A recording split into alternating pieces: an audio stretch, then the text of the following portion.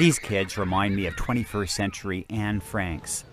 They're hiding out from the savagery of war and getting almost no help from world powers.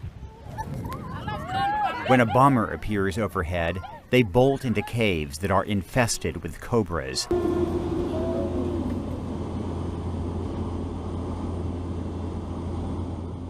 To document these crimes against humanity, I sneaked into Sudan's Nuba Mountains with a video journalist colleague, Adam Ellick. The only way in is to cross the border illegally through rebel lines.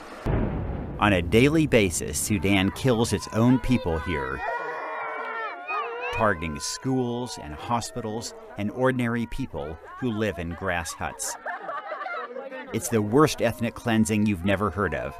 It's been going on for 4 years.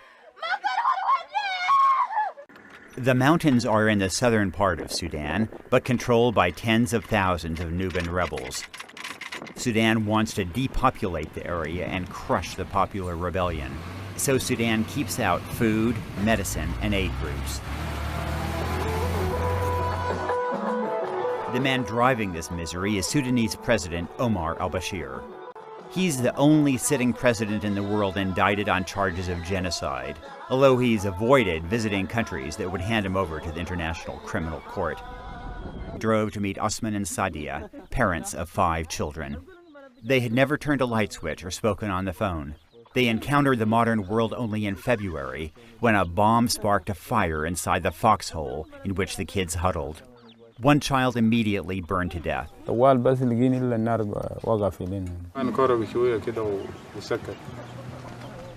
4 other burned children were put into a vehicle, the first car ride of their lives.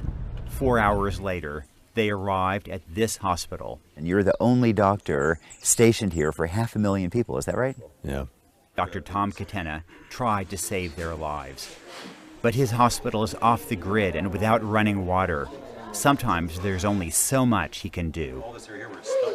Dr. Tom managed to save one of the 4 siblings. 5-year-old Abdullah is now back in the village and becomes so terrified at night that he sleeps among these rocks. Last year, Dr. Tom reached a low point when his hospital overflowed with 1,400 measles cases. Sudan is to blame for blocking vaccines.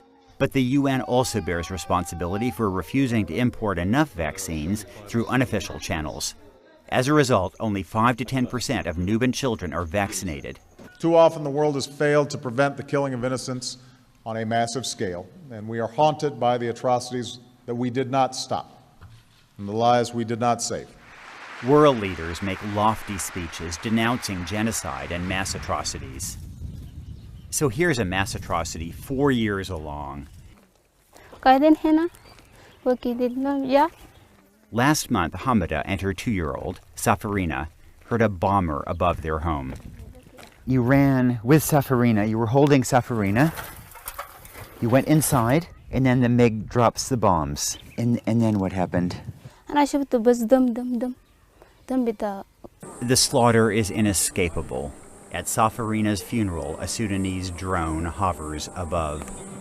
Even death offers no peace in the Nuba Mountains.